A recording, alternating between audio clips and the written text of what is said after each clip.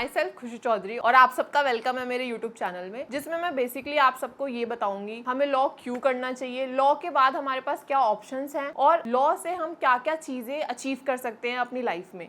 Basically मेरा इस channel को बनाने का मेन पर्पस था कि जिस तरीके से हमारे डे टू डे लाइफ में लॉ का इतना इंपॉर्टेंट रोल है और लोग इतने अनअवेयर हैं इस चीज़ को लेके कि उन्हें पता ही नहीं होता कब कौन से लॉज आ रहे हैं, कब क्या हो रहा है, कब क्या नहीं हो रहा, और वो बहुत ज़्यादा हेल्पलेस सा फील करने लग जाते हैं क्योंकि there is no such platform जो हमें अच्छे से गाइड कर सके और हमें बता सके कि कौन से लॉज कैसे पढ़ने हैं, कहाँ से देखना है, कौन सी चीज़ें इंपॉर्टेंट हैं for exam purpose, for our daily life. So आज स्टार्ट करते हैं सबसे पहले मेरे इंट्रोडक्शन से।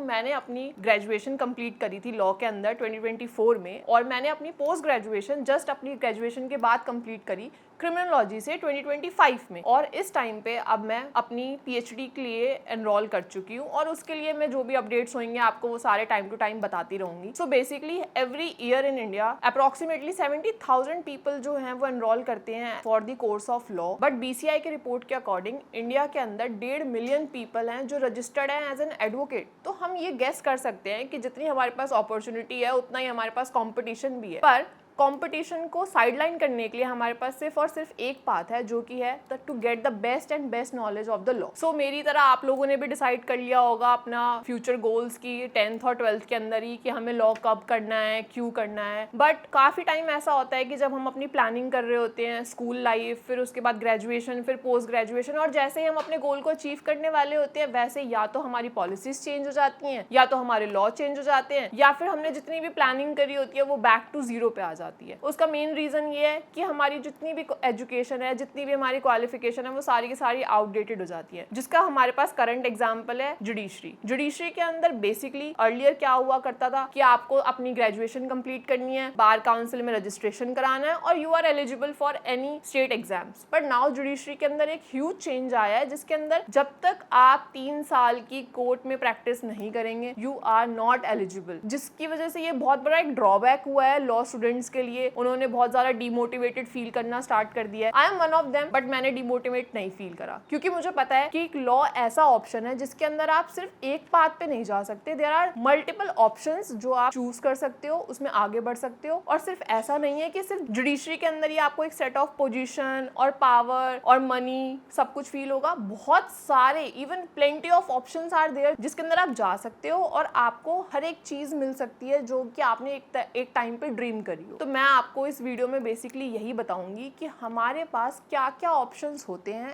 एज अ लॉ स्टूडेंट और एज अ लॉ ग्रेजुएट जो हम ऑप्ट कर सकते हैं अपनी एलएलबी कंप्लीट होने के बाद। तो सबसे पहले स्टार्ट करते हैं हमारे फर्स्ट ऑप्शन से, जो कि सबको पता है मोस्ट इंपॉर्टेंट, मोस्ट हाईफाई, जो कि है जुडिशरी। तो जुडिशरी के अंदर आप सबको पता है पहले जो हुआ करता था और अब जो हुआ करता है उसमें बहुत ज्यादा डिफरेंस है, और ये डिफरेंस क्यों आया, क्या रीजन था, ये सब मैं आपको अपनी नेक्स्ट वीडियो में जरूर बताऊंगी। सो लोगों का जुडिशरी में जाने का मेन पर्पस ये होता है कि अगर कंपेयर करें जुडिशरी को लिटिगेशन से तो जुडिशरी काफी आसान है, क्योंकि जुडिशरी में सिर्फ 2-3 साल की मेहनत होती है और फिर उसके बाद लाइफ टाइम एक आराम होता है। पर लिटिगेशन के अंदर आपको लाइफ टाइम हार्डवर्क करना पड़ता है, आपको अपने आप को हर एक स्टेज पे प्रूव करना पड़ता है। पर जुडिशरी के अंदर आप सेफ साइड पे रहते हो। फिर सेकेंड ऑप्शन जो आप सबको पता है लिटिगेशन। लिटिगेशन आप कहीं पे भी कर सकते हो, कोई भी डिस्ट्रिक्ट में, किसी भी स्टेट में, किसी भी पर्टिकुलर फील्ड में, like criminology, civil cases, arbitration, matrimonial disputes, plenty of options are there. It just upon you कि आपको क्या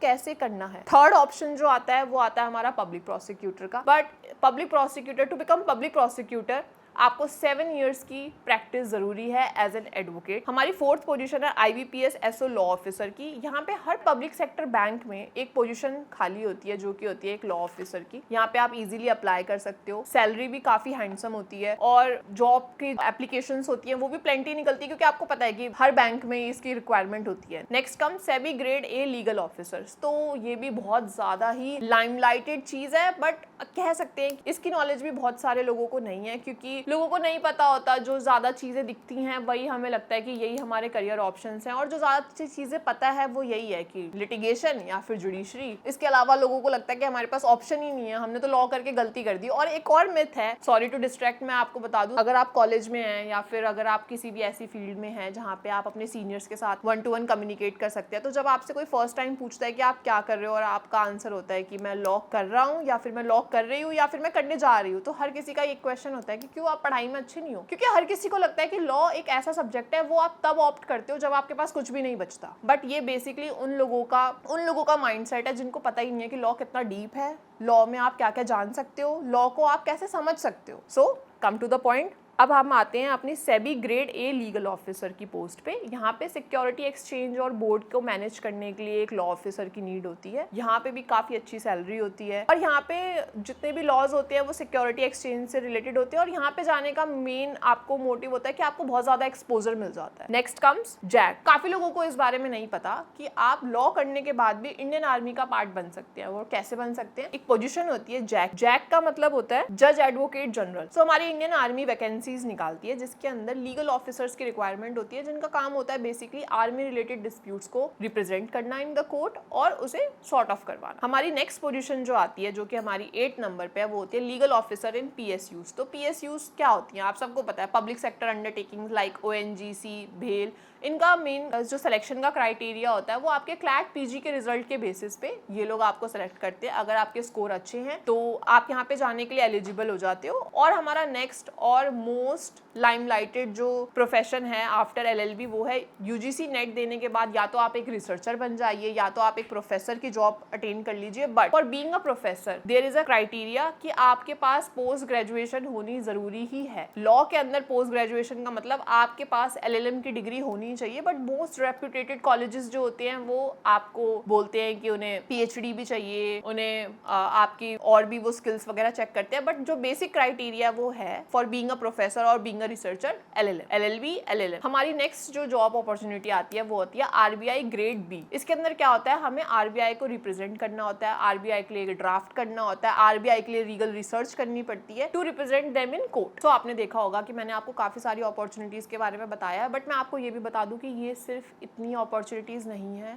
there are multiple of opportunities जो डे बाय डे आती रहती हैं, पर वो चली जाती हैं, पर वो फिर आती हैं और वो फिर चली जाती हैं और रोज नई नई अपॉर्चुनिटीज इंट्रोड्यूस होती हैं। लास्ट में मैं आपको सिर्फ यही कह सकूंगी कि अगर आप एक लॉ स्टूडेंट हैं या फिर आप लॉ की फील्ड में हैं तो आपको इन सब से फाइट करने के लिए सिर्फ एक चीज करनी है, टू लर्न न्यू स्किल्स। अगर आपके पास स्किल्स हैं तो आपके पास बहुत सारी अपॉर्चुनिटीज है। बट अगर आपके पास स्किल्स नहीं है तो ये सारी अपॉर्चुनिटीज आपके किसी भी काम में नहीं आएंगी। तो अगर आपको किसी भी और टॉपिक पे वीडियो चाहिए होगी तो आप मेरे कमेंट सेक्शन में जरूर मेंशन करना। बाकी मिलते हैं नेक्स्ट वीडियो में।